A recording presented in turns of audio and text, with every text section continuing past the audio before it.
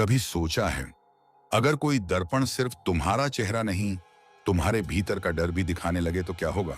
शांतिपुर नाम का एक गांव है नक्शे पर मौजूद, लेकिन अब वहां कोई नहीं रहता। कहते हैं एक पुराना दर्पण है जो हर आने वाले को उसकी सच्चाई दिखाता है। 3 दोस्तों ने उस दर्पण की तलाश में कदम रखा और वापस सिर्फ 2 लौटे, क्योंकि उस दर्पण में जो दिखता है वो हमेशा सच नहीं होता। कभी कभी वो तुम्हें ही अपने अंदर खींच लेता है। हर चेहरा एक दिन आईना बन जाता है। एक आगमन, एक गांव जो समय से छूट गया। दिल्ली से करीब 300 किलोमीटर दूर पहाड़ियों और धूल भरे रास्तों के बीच बसा है एक छोटा सा गांव शांतिपुर। नाम सुनते ही लगता है जैसे यह कोई शांति का टापू होगा, पर इस गांव की हवा में एक अजीब सी चुप्पी थी जो सन्नाटे से भी ज्यादा भारी लगती थी। 3 दोस्त माया, रवि और नेहा अपने कैमरे और नोटबुक लेकर उसी गांव की ओर बढ़ रहे थे। तीनों दिल्ली की एक मीडिया यूनिवर्सिटी में पढ़े थे और अब डॉक्यूमेंट्री बनाने का काम करते थे। माया का सपना था कि वह भारत के भूले बिसरे गांवों की लोक कथाओं पर एक सीरीज बनाए ताकि पुरानी कहानियों में छिपे सच को खोज सके। रवि को कैमरा संभालने का शौक था, पर डर जल्दी लगता था। नेहा शांत स्वभाव की, इतिहास में दिलचस्पी रखने वाली लड़की थी जिसे पुराने ग्रंथ पढ़ने का जुनून था। वे तीनों जीप से उतरे और आगे का रास्ता बैलगाड़ी से तय करने वाले थे। रास्ता ऊबड़ खाबड़ था, हवा में धूल घुली थी। पहाड़ों के बीच से जाती पगडंडी, सूखे पेड़ों की कतारें और शाम की लाल पड़ती रोशनी सब मिलकर जैसे किसी भूले समय की तस्वीर बना रहे थे। भैया, गांव कितनी दूर है? माया ने बैलगाड़ी वाले से पूछा।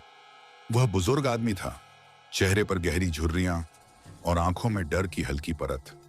उसने कहा, बस थोड़ी ही दूर मेम साहब, लेकिन आज शाम ज्यादा देर मत करना, रात की हवा यहां अलग होती है। रवि ने मुस्कुराते हुए कहा, क्यों भैया, ऐसा क्या है रात में? भूत प्रेत घूमते हैं क्या? बैलगाड़ी वाला बिना मुस्कुराए बोला, भूत नहीं साहब, पर कुछ ऐसी चीजें हैं जो आदमी को पहचान नहीं पाती। वो सोचती हैं कि जो चला गया था वो वापस आ गया है। माया को उसकी बातों में रुचि हुई। उसने नोटबुक निकाली और लिखा, गांव वाले रात से डरते हैं। उसे यह एक अच्छे इंट्रो की तरह लगा। जैसे जैसे वे गांव के करीब पहुंचे, रास्ते के किनारे पड़े पुराने पत्थर के खंभे दिखने लगे। उन पर कुछ उकेरा हुआ था, शायद संस्कृत या उससे भी पुरानी कोई लिपि।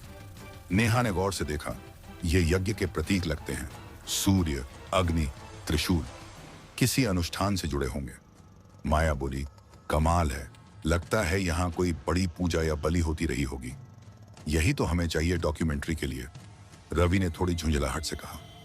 माया, हमें बस कंटेंट दिखता है, पर मुझे तो लग रहा है जैसे यह जगह सांस ले रही है, जैसे कोई हमें देख रहा हो। धीरे धीरे बैलगाड़ी गांव के पहले मोड़ पर पहुंची। वहां कुछ लोग बैठे थे, बूढ़े, झुर्रियों से भरे चेहरे, जिनकी आंखों में न स्वागत था न जिज्ञासा, बस एक थका हुआ डर। जब उन्होंने तीनों को देखा तो आपस में कुछ बुदबुदाए और नजरें फेर लीं। माया ने मुस्कुराकर कहा, देखो ना, लगता है शहर से कोई कम ही आता होगा। सब ऐसे देख रहे हैं जैसे हम कोई अनहोनी हो। नेहा बोली, यहाँ के लोग अजनबियों से डरते होंगे, शायद किसी पुरानी घटना की वजह से। उसी समय बैलगाड़ी वाला बोला, मेम साहब, मैं यहीं तक छोड़ सकता हूँ। सूरज ढल गया है, रात में जंगल पार नहीं करता मैं। माया ने कहा, पर गांव तो यही है। वह बोला, हाँ, पर असली शांतिपुर तो उस मंदिर के पार है। ये जो हिस्सा है वो बस उसका साया है। मंदिर के आगे सब कुछ खत्म हो जाता है। आप लोग जो भी करने आए हैं, कल दिन में कर लीजिएगा। इतना कहकर वह जल्दी से बैल घुमाता है और वापस लौट जाता है। उनके सामने अब गांव की टूटी फूटी गलियां थीं और दूर कहीं टिमटिमाती एक लालटेन की रोशनी। रवि ने बैग उतारते हुए कहा, यह आदमी तो पूरा पागल लग रहा था। अब बताओ, ठहरेंगे कहाँ? नेहा ने एक पुराने मकान की ओर इशारा किया। दीवारों पर बेलें चढ़ी थीं, पर दरवाजा आधा खुला था। उन्होंने भीतर झांका। अंदर एक बुजुर्ग औरत चूल्हे के पास बैठी थी। माया ने आवाज दी, काकी नमस्ते, हम दिल्ली से आए हैं कहानी की डॉक्यूमेंट्री बनाने। क्या हम रात भर यहाँ रुक सकते हैं? काकी ने उन्हें ऊपर से नीचे तक देखा, फिर बोली, यहाँ रात को बाहर मत निकलना, दीवारें भी सुनती हैं। उनकी बात अजीब थी, पर लहजा डरावना नहीं था, बस बहुत थका हुआ। माया ने सिर हिलाया, ठीक है काकी। तीनों ने अपना सामान कमरे में रखा। दीवारों पर पुरानी तस्वीरें टंगी थीं, जिनमें लोगों के चेहरे धुंधले पड़ चुके थे। एक तस्वीर ऐसी थी जिसमें एक बड़ा दर्पण दिख रहा था, जिसके सामने लोग यज्ञ कर रहे थे। नेहा उस फोटो के पास गई। माया, देखो, यह वही प्रतीक हैं जो यही रास्ते में पत्थरों पर बने थे। और यह दर्पण, माया ने ध्यान से देखा। क्या यह वही दर्पण है जिसके बारे में लोगों ने कहा था? काकी ने उनकी बात सुन ली थी। उसने धीरे से कहा, वही दर्पण जो कभी टूटा नहीं, और जो टूटा वो लोग थे। रवि हंसा, काकी, आप भी ना डराने में उस्ताद हैं। काकी ने कोई जवाब नहीं दिया, बस अपनी आंखें बंद कर ली और कहा, जो उसमें देखता है वो खुद को पीछे छोड़ आता है। अब सो जाओ, देर हो गई है। रात के सन्नाटे में कुत्तों की भौंक सुनाई दी। दूर किसी पुराने मंदिर की घंटी बजी, बस एक बार, और फिर सब शांत। माया को नींद नहीं आ रही थी। वह खिड़की से बाहर देखती रही। सामने के पेड़ के नीचे कोई खड़ा था, बिल्कुल स्थिर, जैसे किसी की परछाई हो। नेहा, नेहा उठो, उसने फुसफुसाया। नेहा नींद में बोली, क्या हुआ? कोई है बाहर? नेहा ने आंखें मली। शायद पेड़ की परछाई है, पर माया को यकीन नहीं हुआ। वह धीमे से बोली, नहीं, वो परछाई हिल नहीं रही, बस हमें देख रही है। और तभी हवा का एक झोंका आया, लालटेन की लौ झपकी और वह परछाई गायब हो गई। माया ने गहरी सांस ली। उसे लगा शायद उसका वहम था, लेकिन जैसे ही उसने दरवाजे की तरफ देखा, दरवाजे पर हल्की सी नमी थी, जैसे किसी ने अभी अभी वहां हाथ रखा हो। वह घबरा गई, पर खुद को समझाया, कल दिन में सब ठीक लगेगा। पर रात के सन्नाटे में फिर वही आवाज आई, टन टन टन। मंदिर की घंटी, जो हर बार और पास सुनाई दे रही थी। सुबह की धूप पेड़ों के बीच से छनकर कमरे में आ रही थी। पिछली रात माया को ठीक से नींद नहीं आई थी। उसकी आंखों के नीचे हल्के नीले घेरे थे और चेहरे पर एक अनजाना तनाव। रवि ने मजाक में कहा, लगता है रात तूने पूरी भूतों की स्क्रिप्ट तैयार कर ली। माया ने जवाब नहीं दिया। उसने बस धीरे से खिड़की के बाहर झांका। वहां वही पेड़ था, वही जगह, लेकिन अब खाली। रात की वो परछाई जैसे कभी थी ही नहीं। काकी ने दरवाजे पर आकर कहा, बिटिया, बाहर नहाने का कुआं दाईं तरफ है, लेकिन ज्यादा देर मत लगाना। सूरज निकलते ही मंदिर की घंटी अपने आप बजती है। माया चौंकी। अपने आप? काकी ने सिर हिलाया। हाँ, जैसे कोई अदृश्य हाथ उसे छूता हो। नेहा को यह सुनकर उत्सुकता हुई। क्या हम वो मंदिर देख सकते हैं काकी? काकी ने बहुत धीरे से कहा, देख तो सकते हो, पर जो देखे वो लौटेगा या नहीं, ये कोई नहीं जानता। तीनों ने एक दूसरे की ओर देखा। माया ने दृढ़ स्वर में कहा, हम देखने जाएंगे, हम डरने नहीं आए हैं, समझने आए हैं। काकी ने बस इतना कहा, तो फिर जाते वक्त यह दीप साथ ले जाओ। अगर अंधेरा बढ़े तो इसे जलाए रखना। यह पुरखों की आग है, झूठ को पहचानती है। तीनों ने अपने कैमरे और बैग उठाए और गांव के बाहर की तरफ बढ़ने लगे। रास्ता पथरीला था, दोनों ओर सूखे पेड़ और नीचे बिखरे पत्ते। हवा में एक अजीब गंध थी, न मिट्टी की, न फूलों की, कुछ अलग। रवि ने धीरे से कहा, माया, यह जगह मुझे असली नहीं लगती, जैसे सब कुछ किसी पुराने सपने का हिस्सा हो। नेहा बोली, यह भ्रम नहीं है रवि, कभी कभी कुछ जगहें याद रखती हैं कि वहां क्या हुआ था, और वो यादें हवा में तैरती रहती हैं। माया के कदम ठिठक गए। सामने मिट्टी में गड़ा एक पुराना लोहे का बोर्ड पड़ा था। उस पर लिखा था, शांतिपुर काल यज्ञ स्थल प्रवेश निषेध। रवि ने कैमरा उठाया। यह तो सोने पे सुहागा है, यही हमारी फिल्म का हाईलाइट होगा। माया मुस्कुराई। रवि, अभी शूटिंग मत कर, पहले देख तो लें क्या है। जैसे जैसे वे आगे बढ़े, जंगल घना होने लगा। हर ओर झाड़ियों की सरसराहट थी, लेकिन हवा बिल्कुल स्थिर। ऐसा लग रहा था जैसे कोई उन्हें चलते हुए सुन रहा हो। नेहा ने धीरे से कहा, माया, मैंने पुराने दस्तावेजों में पढ़ा था कि यहाँ कोई काल यज्ञ हुआ था। गांव वाले चाहते थे कि समय को अपने वश में करें, और उन्होंने उस अनुष्ठान के लिए एक दर्पण बनाया था, जो सिर्फ चेहरा नहीं दिखाता था, बल्कि भीतर का सत्य भी। लेकिन यज्ञ अधूरा रह गया और दर्पण अपवित्र हो गया। माया ध्यान से सुन रही थी। तो क्या वह दर्पण अब भी वही है? कहते हैं हाँ, नेहा बोली। और जिसने भी उसमें देखा, उसने अपनी ही छाया को जिंदा पाया। रवि हंस पड़ा। तुम दोनों का दिमाग फिल्मी हो गया है। लेकिन अगले ही पल एक ठंडी हवा का झोंका आया, जैसे किसी ने उनके बीच से गुजरते हुए सांस छोड़ी हो। पेड़ों की शाखाएं हिलने लगीं, और एक हल्की सी फुसफुसाहट सुनाई दी। कौन हो तुम? तीनों रुक गए। रवि ने टॉर्च निकाली, लेकिन दिन का उजाला था। हवा कुछ देर शांत रही, फिर अचानक मंदिर की दिशा में टन टन टन की आवाज गूंजी। चलो, माया ने कहा, शायद वही मंदिर है। थोड़ा और आगे बढ़ने पर झाड़ियों के बीच से एक पुराना रास्ता दिखा जो कई से ढका था।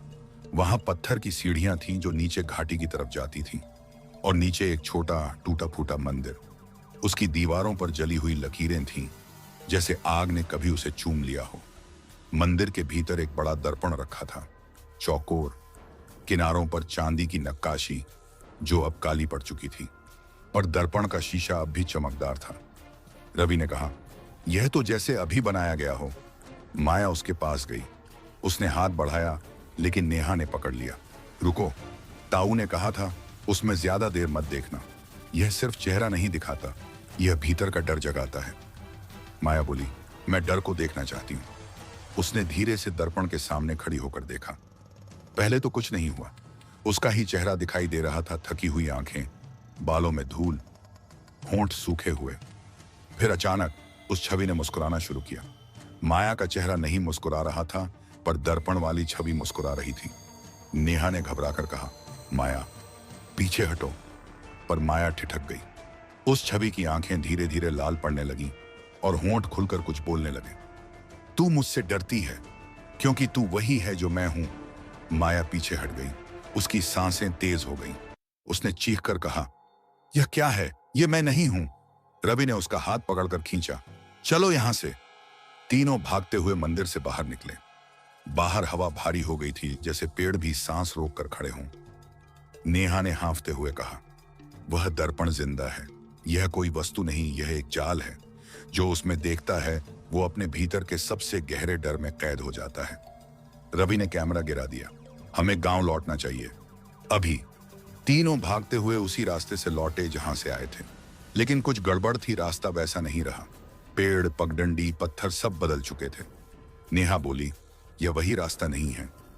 माया ने कहा, पर हम तो सीधे लौट रहे हैं। रवि चिल्लाया, नहीं, देखो, हम फिर उसी मंदिर के पास हैं। वे पीछे मुड़े और वही मंदिर, वही दर्पण सामने था। इस बार दर्पण अपने आप चमकने लगा था। उसकी सतह पर धुएं की परत उभर रही थी, जैसे कोई भीतर से सांस ले रहा हो। माया ने मुंह फेर लिया। यह हमें छोड़ नहीं रहा। नेहा बोली, यह जगह अब समय का हिस्सा नहीं रही। हम इसके घेरे में आ गए हैं। रवि ने काकी का दिया हुआ दीप निकाला और जलाया। लौ एकदम नीली हो गई। नेहा ने कहा, नीली लौ झूठ को पहचानती है। इसका मतलब है जो हम देख रहे हैं वो वास्तविक नहीं। माया बोली, तो हमें असली रास्ता ढूंढना होगा, इससे पहले कि यह हमें निगल जाए। वो तीनों फिर से दौड़ पड़े। हवा फुसफुसा रही थी और हर ओर से एक ही आवाज गूंज रही थी, आईने में जो है वही सच्चा है, बाहर जो है वो झूठ। उनकी परछाइयां अब उनके साथ नहीं चल रही थीं। तीनों किसी तरह सांस संभालते हुए मंदिर से बाहर निकले। माया के कपड़े मिट्टी में लथपथ थे और उसके हाथ अब भी कांप रहे थे। रवि का चेहरा पीला पड़ चुका था और नेहा की आंखों में वही डर था जो इंसान केवल एक बार महसूस करता है, जब उसे यकीन हो जाता है कि अब वापसी नहीं है। आसमान में बादल जमा होने लगे थे। हवा में सड़े फूलों जैसी गंध फैल गई। वे लोग उसी दिशा में दौड़ने लगे जिधर गांव था। लेकिन कुछ अजीब था, दूर वही पुराने घर दिखाई दे रहे थे, पर उनके दरवाजे टूटे हुए, दीवारें झुकी हुई और छतें गिर चुकी थी। ये वही गांव है ना? रवि ने हकलाते हुए पूछा। माया ने कहा, शायद, लेकिन सब ऐसे खंडहर क्यों हैं? हमने तो कल ही यहां कदम रखा था, तब तो सब ठीक था। नेहा ने धीरे से कहा, शायद हम उसी गांव में नहीं हैं, या फिर शायद वही गांव अब हमारे समय में नहीं है। वे गांव की गलियों में दाखिल हुए। हर ओर सन्नाटा था। हवा भी जैसे यहां नहीं बहती थी। टूटे दरवाजों से झूलती लकड़ी की आवाजें और कहीं दूर किसी घड़ी की टक टक, लेकिन वो घड़ी किसकी थी कोई नहीं जानता। रवि ने हिम्मत करके एक टूटा हुआ घर खोला। अंदर धूल और राख की मोटी परत थी। दीवार पर कुछ लिखा था, उभरे हुए अक्षरों में, किसी ने उंगलियों से। वो लौटी थी, आईना लेकर। माया ने कंपकंपाते स्वर में कहा, आईना यानी वही दर्पण। नेहा बोली, कहानी में लिखा था कि जिसने भी उस दर्पण को देखा उसने उसे अपने साथ ले जाने की कोशिश की, लेकिन फिर वो कभी नहीं लौटा। रवि ने चिल्लाकर कहा, बस करो तुम दोनों, ये सब पागलपन है। हमें बस रास्ता ढूंढना है और निकलना है। उसने अपनी जेब से मोबाइल निकाला। कोई नेटवर्क नहीं, जीपीएस खुला, पर स्क्रीन पर सिर्फ एक शब्द झिलमिला रहा था, no time zone detected. Ravi ने मोबाइल जमीन पर फेंक दिया। ये जगह मजाक बना रही है। माया ने नेहा की तरफ देखा। क्या ऐसा हो सकता है कि हम किसी और समय में खिंच गए हों? शायद वही यज्ञ, वही शक्ति उसने हमें इस दर्पण के भीतर खींच लिया हो। नेहा बोली, तुम्हें याद है मंदिर के पीछे जो धुएं की परत थी? वो शायद कोई दरार थी, समय की दरार। रवि ने ठंडी सांस ली। तो इसका मतलब हम फंस चुके हैं? शायद नहीं, माया बोली। काकी ने कहा था कि पुरखों की आग झूठ को पहचानती है। अगर हम इस नीली लौ को जलाए रखें तो शायद सच्चाई तक पहुंच सकते हैं। उन्होंने दीप फिर से जलाया। लौ कांपी पर बुझी नहीं। माया ने कहा, जब तक यह आग जलेगी हम जिंदा हैं। वे आगे बढ़ते गए। अब गलियों के अंत में एक पुरानी हवेली दिखाई दी, वही हवेली जहां उन्होंने पहली रात बिताई थी, पर अब उसके दरवाजे टूटे थे, खिड़कियों से झाड़ू जैसी घास लटक रही थी। नेहा ने कहा, यह कैसे हो सकता है? ये हवेली तो कल रात बिल्कुल ठीक थी। रवि बोला, मुझे अब कुछ समझ नहीं आ रहा, चलो अंदर चलकर देखते हैं। हवेली के अंदर सन्नाटा था, पर जैसे ही वे अंदर गए पीछे का दरवाजा अपने आप बंद हो गया। धड़ाम। रवि ने टॉर्च जलाई। दीवारों पर तस्वीरें टंगी थीं, लेकिन वो पुरानी नहीं थीं। उनमें 3 चेहरे थे, माया, नेहा और रवि। तीनों एक पल के लिए जम गए। नेहा बमुश्किल बोली, ये तो हमारी ही तस्वीरें हैं। माया आगे बढ़ी, तस्वीरों को गौर से देखने लगी। हर तस्वीर में तीनों किसी न किसी मुद्रा में खड़े थे, कभी मंदिर के सामने, कभी उस दर्पण के पास, कभी गांव की गलियों में। लेकिन एक बात समान थी, हर तस्वीर में उनके पीछे एक चौथा चेहरा दिखाई दे रहा था, धुंधला पर स्पष्ट रूप से मौजूद। रवि ने बुदबुदाया, ये चौथा कौन है? माया ने सिर झुकाया, वो जिसने पहली बार दर्पण में झांका था। नेहा ने धीरे से कहा, ताऊ ने कहा था यज्ञ में एक बालक बलि चढ़ा था, शायद उसकी आत्मा उस दर्पण में कैद है। तभी ऊपर से किसी के चलने की आवाज आई, ठक ठक ठक। रवि ने सिर उठाया, ऊपर कोई है। माया ने दीप को संभाला और सीढ़ियां चढ़ने लगी। लकड़ी चरमराने लगी। ऊपर पहुंचकर उन्होंने देखा एक कमरा था, बीच में एक टूटा पलंग और दीवार पर वही दर्पण फिर से टंगा हुआ। माया ने पीछे हटना चाहा, लेकिन दर्पण खुद ब खुद झिलमिलाने लगा। उसमें से सफेद धुआं उठने लगा और धीरे धीरे एक परछाई आकार लेने लगी, वही चेहरा जो तस्वीरों में चौथे रूप में था। वो बच्चा था 10-11 साल का, पर आंखें एकदम काली, जैसे किसी गहरे कुएं का तल। उसने कहा, तुमने दर्पण में झांका, अब तुम वहीं के हो। माया ने दीप ऊपर उठाया। नीली लौ तेजी से लहराई और बच्चे का चेहरा पीछे हट गया। नेहा चिल्लाई, माया, लौ बुझने मत देना। पर हवा अचानक तेज हो गई। कमरे की खिड़कियां अपने आप खुलने लगी। धूल उड़कर उनके चारों ओर घूमने लगी। बच्चे की आवाज गूंजी, ये गांव नहीं है, ये दर्पण का पेट है। रवि ने दरवाजे की ओर भागा, लेकिन वो बंद था। माया ने दीप आगे बढ़ाया और उसके प्रकाश में दीवारों पर कुछ अक्षर चमकने लगे, संस्कृत में उभरे हुए शब्द, मुक्ति सत्य से होगी। नेहा बोली, इसका मतलब हमें सच्चाई स्वीकार करनी होगी। माया ने कांपते हुए कहा, लेकिन कौन सी सच्चाई? बच्चा मुस्कुराया, वही जिससे तुम भाग रही हो। माया की आंखें भर आईं। उसने धीरे से कहा, मैं अपनी बहन की मौत के लिए खुद को दोष देती हूं। वो उसी तरह के मंदिर में मरी थी और मैं उसे बचा नहीं सकी। जैसे ही उसने ये कहा, दीप की लौ पीली हो गई। बच्चे की परछाई पीछे हटने लगी। उसने कहा, अब तुम सच्ची हो, अब रास्ता दिखेगा। अचानक हवा शांत हो गई। खिड़की से हल्की रोशनी अंदर आई और दीवार पर एक छेद दिखाई दिया, जैसे किसी ने रास्ता खोला हो। नेहा ने कहा, शायद यही बाहर निकलने का रास्ता है। रवि ने माया को संभाला, चलो, इससे पहले कि सब फिर बदल जाए। तीनों उस रास्ते से निकलने लगे, लेकिन जैसे ही उन्होंने आखिरी कदम रखा, पीछे से बच्चे की आवाज आई, याद रखना, सच्चाई दिखाने वाला दर्पण झूठ भी दिखा सकता है। और पल भर में हवेली गायब हो गई। वे तीनों फिर उसी जगह खड़े, गांव के बाहर, जहां पहली बार आए थे। लेकिन अब आसमान साफ था, पेड़ हरे थे और दूर मंदिर की घंटी सामान्य तरीके से बज रही थी। रवि ने राहत की सांस ली। हम वापस आ गए? माया ने कहा। शायद, नेहा ने धीरे से कहा, या फिर किसी और समय में। माया ने नीचे देखा। उसके हाथ में वही दीप था, लेकिन अब उसकी लौ काली थी। तीनों देर तक वहीं खड़े रहे। सूरज की किरणें अब खुलकर चारों ओर फैल चुकी थीं, लेकिन उस उजाले में भी कुछ अजीब सन्नाटा था। गांव शांतिपुर अब वैसे दिख रहा था जैसे कोई साधारण गांव, बच्चे खेलते हुए, महिलाएं कुएं पर पानी भरते हुए, गायें बंधी हुई। पर फिर भी कुछ था जो मेल नहीं खा रहा था। माया ने कहा, देखो, ये लोग, ये सब तो कल रात यहां थे ही नहीं। रवि ने चौंक कर देखा। सही कह रही हो, और जो घर कल जले हुए थे वो अब बिल्कुल ठीक हैं। नेहा बोली, क्या यह संभव है कि हम किसी दूसरे समय में पहुंच गए हैं? माया ने धीरे से कहा, नहीं, मुझे लगता है हम गांव में नहीं, उसकी परछाई में हैं। नेहा ने इधर उधर देखा। मतलब? माया ने जवाब दिया, हर वस्तु की एक परछाई होती है, हर जगह की भी। दर्पण शायद हमें गांव की असली जगह से निकालकर उसकी परछाई में ले आया है, जहां सब कुछ दिखता तो वैसा है, पर असली नहीं। रवि ने गहरी सांस ली। अगर यह सच है तो हमें असली रास्ता ढूंढना होगा, वरना हम हमेशा के लिए यहीं रह जाएंगे। वे तीनों गांव के बीचों बीच पहुंचे। चौपाल पर कुछ बूढ़े लोग बैठे थे। उनके कपड़े पुराने जमाने के थे, मोटे सूती कुर्ते, सिर पर पगड़ी और हाथों में हुक्का। उन्होंने तीनों को अजीब नजरों से देखा। एक ने कहा, तुम लोग बाहर के हो? माया ने सिर हिलाया। जी, हम बस यहां घूमने आए थे। ये शांतिपुर गांव है ना? बूढ़ा मुस्कुराया। था, अब तो सिर्फ नाम बाकी है। रवि ने हैरानी से पूछा, मतलब? बूढ़े ने धीमी आवाज में कहा, जिस दिन से दर्पण ने आंखें खोली, उस दिन से यह गांव बस एक परछाई है। असली शांतिपुर तो राख में बदल गया था। माया ने महसूस किया कि उसका गला सूख गया है। आप दर्पण के बारे में जानते हैं?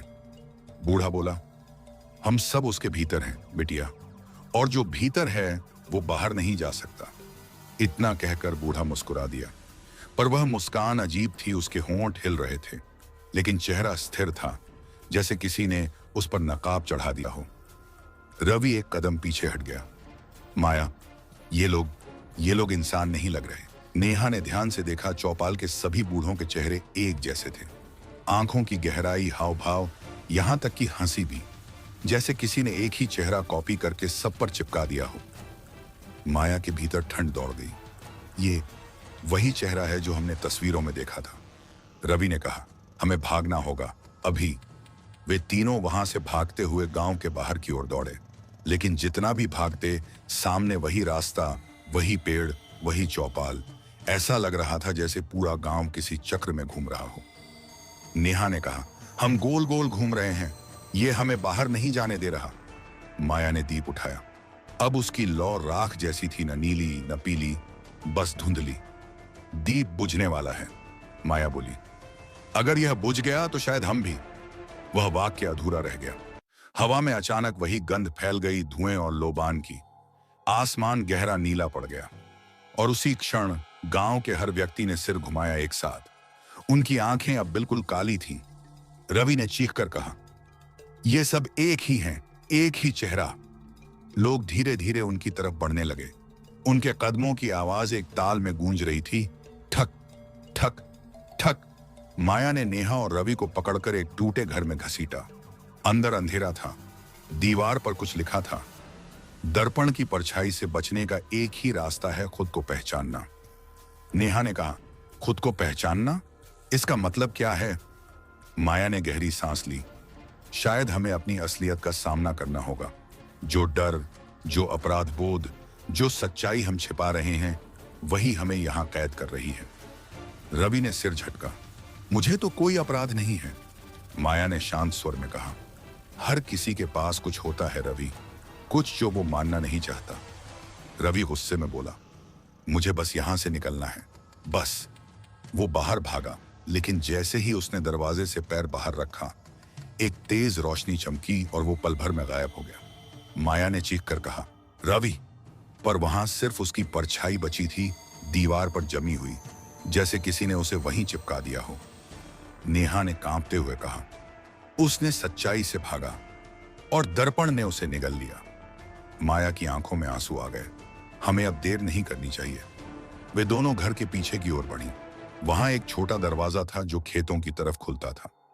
बाहर धुंध छाई थी, लेकिन उनमें एक आकृति दिख रही थी, वही बच्चा जो पहले दर्पण में दिखाई दिया था। उसने कहा, हर चेहरा झूठ है, सिवाय उस चेहरे के जो तुम स्वीकार नहीं करना चाहती। माया ने कहा, तू चाहता क्या है? बच्चे ने कहा, सच्चाई, जिसे तुम दफना कर आई थी, अपने भीतर। नेहा ने माया की ओर देखा। क्या यह तुम्हारी बहन से जुड़ा है? माया ने धीरे से सिर हिलाया। हाँ, उसने भी यही दर्पण देखा था। उसने खुद को उसमें खो दिया था और मैं उसे छोड़कर भाग गई थी। बच्चा मुस्कुराया। तो अब तू भी देख। वह अपने हाथ में वही दर्पण थामे था, अब छोटा पर उतना ही चमकीला। उसने उसे माया की तरफ बढ़ा दिया। नेहा ने कहा, माया मत देख। लेकिन माया आगे बढ़ गई। उसने दर्पण में झांका। पहले तो उसे अपना ही चेहरा दिखा, फिर धीरे धीरे उसकी बहन का चेहरा उभरा, मुस्कुराता हुआ, शांत, जैसे कह रहा हो, अब समझी तू? माया की आंखों से आंसू बहने लगे। मुझे माफ कर दे। दर्पण की सतह में हल्की सी दरार पड़ी। फिर अचानक नीली रोशनी फैली, वही जो दीप की लौ में थी। नेहा पीछे हट गई। माया, क्या हो रहा है? माया ने कहा, टूट रहा है। दर्पण के टूटते ही गांव की हर चीज कांपने लगी। घरों की दीवारें बिखरने लगीं, पेड़ मिटने लगे और वह बच्चा धीरे धीरे धुएं में बदल गया। याद रखना, उसकी आवाज गूंजी, हर परछाई तब तक रहती है जब तक असली चेहरा उसे माफ नहीं कर देता। सब कुछ उजाले में डूब गया। जब माया ने आंखें खोली, वह खेतों के बीच थी। हवा सामान्य थी, सूरज चमक रहा था। नेहा उसके पास बैठी थी, थकी हुई लेकिन जिंदा। माया ने चारों ओर देखा, ना कोई गांव, ना कोई घर, बस एक पुराना कुआं और टूटी दीवार।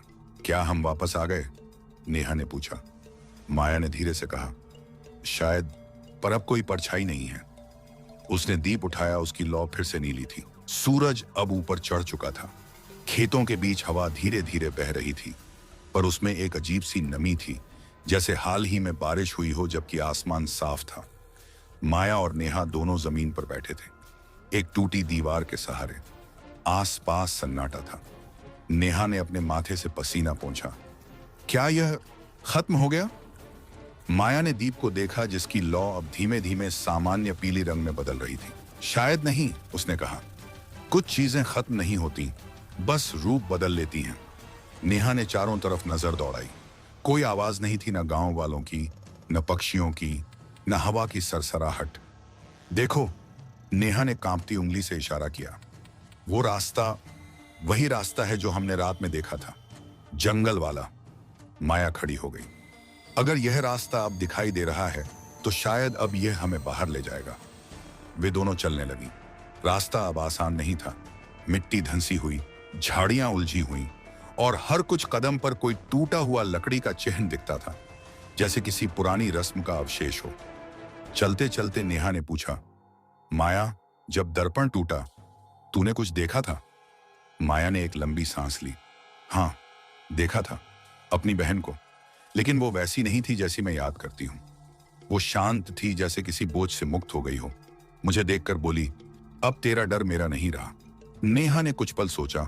मतलब दर्पण तुझे सजा नहीं दे रहा था, वो तुझे दिखा रहा था कि तेरा डर तेरी ही कैद है। माया ने सिर हिलाया। शायद दर्पण हमें दंड नहीं देता, हमें आईना दिखाता है, और जो उस आईने में खुद से नजर नहीं मिला पाता, वही उसमें कैद हो जाता है। रास्ता फिर से घना होता जा रहा था। पेड़ों की छांव गहराने लगी, पर इस बार हवा में वह सड़ांध नहीं थी, बल्कि एक शांत सी ठंडक थी, जैसे कोई अदृश्य उपस्थिति साथ चल रही हो। अचानक पीछे से एक आवाज आई। माया, दोनों ठिठक गईं। आवाज बहुत जानी पहचानी थी, रवि की। नेहा ने कांपते हुए कहा, नहीं, यह नहीं हो सकता। रवि तो। रुक, माया ने कहा। उसने दीप उठाया। लौ हिल रही थी, पर बुझी नहीं। फिर वही आवाज, और इस बार और साफ। माया, मैं यहां हूं। आवाज जंगल के भीतर से आ रही थी। माया कुछ कदम बढ़ी। नेहा ने उसका हाथ पकड़ लिया। मत जा माया, जो गया वो अब लौट नहीं सकता। माया ने उसकी ओर देखा। शायद यही फर्क है। नेहा, कुछ लोग लौट नहीं सकते, पर कुछ लौटना चाहते हैं। वह धीरे धीरे आगे बढ़ी। झाड़ियों के पीछे कुछ हलचल थी। माया ने दीप ऊंचा किया और सामने रवि खड़ा था, पर उसका चेहरा अधूरा था, जैसे किसी ने रंग मिटा दिए हों। आंखों की जगह बस धुंध थी। तू क्यों आया? माया ने कहा। रवि बोला, क्योंकि तुझे छोड़कर नहीं जा सका। दर्पण ने मुझे पूरी तरह नहीं लिया था, बस मेरी पहचान छीन ली। मैं अब वही नहीं हूं जो पहले था। नेहा पीछे से आई। तो अब तू क्या है? रवि ने हल्की मुस्कान दी। परछाई। माया की आंखें भर आईं। अगर तू सच में रवि है तो हमें बाहर निकाल दे, इस चक्र से मुक्त कर। रवि ने दीप की लौ की ओर इशारा किया। ये लौ अब तेरा नहीं, मेरा रास्ता है। जब यह बुझ जाएगी मैं भी खत्म हो जाऊंगा, लेकिन जब तक यह जल रही है तब तक तू बाहर जा सकती है। नेहा ने घबराकर कहा, नहीं माया, हम इसे नहीं बुझने देंगे। रवि ने सिर हिलाया। लौ को बुझना ही होगा। हर परछाई को अपनी रात चाहिए, तभी कोई सवेरा जन्म लेता है। धीरे धीरे दीप की लौ कांपने लगी। माया ने रवि का हाथ पकड़ने की कोशिश की, पर उसकी उंगलियां उसके आर पार निकल गईं। रवि, वह मुस्कुराया, अब जा, इससे पहले कि परछाई तुझे पहचान ले। माया ने आंखें बंद की। हवा तेज हुई, मिट्टी उड़ने लगी। दीप की लौ अचानक नीली होकर बुझ गई। जब उसने आंखें खोली, वह और नेहा गांव के बाहर खड़ी थी। सामने वही बोर्ड था, शांतिपुर, जनसंख्या 0। नेहा ने धीरे से पढ़ा, जनसंख्या 0। माया बोली, क्योंकि कोई यहां बचा ही नहीं था, बस दर्पण की परछाइयां थीं। दोनों ने एक दूसरे की ओर देखा, जैसे दोनों समझ गई हों कि अब लौटने का वक्त है। वे धीरे धीरे गांव की सीमा पार करने लगी। तभी पीछे से हवा का एक झोंका आया और उसके साथ एक बेहद धीमी लेकिन साफ। हर चेहरा एक दिन आईना बन जाता है। नेहा ने मुड़कर देखा, दूर टूटी हुई दीवार के पास किसी ने एक नया दर्पण रख दिया था। उस पर धूल थी, लेकिन बीच में एक छोटी सी दरार चमक रही थी। छोड़ दे, माया ने कहा। कुछ चीजों को वहीं रहना चाहिए जहां वो पैदा हुई थी। वे दोनों चलते हुए बाहर निकल गईं। सूरज की किरणें अब पूरी तरह फैल चुकी थीं। हवा में मिट्टी की हल्की खुशबू थी। ऐसा लग रहा था जैसे सदियों का बोझ उतर गया हो। सड़क पर पहुंचते ही उन्हें एक ट्रक दिखाई दिया, दिल्ली की तरफ जाता हुआ। ड्राइवर ने रुककर पूछा, कहां जाना है? माया ने कहा, बहुत दूर। वे दोनों ट्रक में बैठ गईं। ट्रक आगे बढ़ा। गांव पीछे छूट गया या शायद उसने उन्हें छोड़ा। रास्ते में नेहा ने पूछा, माया, अब तू क्या करेगी? क्या यह कहानी लिखेगी? माया ने कुछ देर चुप रहकर कहा, नहीं, कुछ कहानियां लिखने के लिए नहीं होती, बस याद रखने के लिए होती हैं। ट्रक की खिड़की से बाहर देखते हुए उसने महसूस किया कि उसकी हथेली पर कुछ ठंडा सा लगा है। उसने देखा वही दीप जिसकी लौ अब बुझ चुकी थी, उसकी हथेली पर पड़ा था। उसके किनारों पर हल्की सी चमक थी, और जब उसने ध्यान से देखा तो उसकी धातु पर कुछ लिखा था, सत्य ही मुक्ति है। माया ने दीप को अपनी मुट्ठी में कस लिया। शायद यही अंत नहीं है, उसने बुदबुदाया। नेहा ने पूछा, क्या कहा तूने? माया मुस्कुराई, कुछ नहीं, बस ये कि हर आईना एक दिन किसी को देखता जरूर है। ट्रक सड़क के मोड़ पर मुड़ा। धूल उड़ती रही और दूर शांतिपुर की ओर टूटी दीवार के पास रखा दर्पण अब पूरी तरह साफ हो चुका था। उसमें दो चेहरे दिखाई दे रहे थे, एक माया का और दूसरा कोई नया। वो चेहरा मुस्कुराया और दर्पण की सतह पर फिर वही नीली लौ जल उठी। समाप्त। दूसरा भाग बहुत जल्द आ रहा है, इंतजार कीजिए। अगर कहानी पसंद आई हो तो वीडियो को लाइक करें और चैनल को सब्सक्राइब करना न भूलें। आपका साथ ही हमारी ताकत है। सब्सक्राइब कर दो यार, आपका क्या जाएगा, मेरा भला हो जाएगा, प्लीज यार।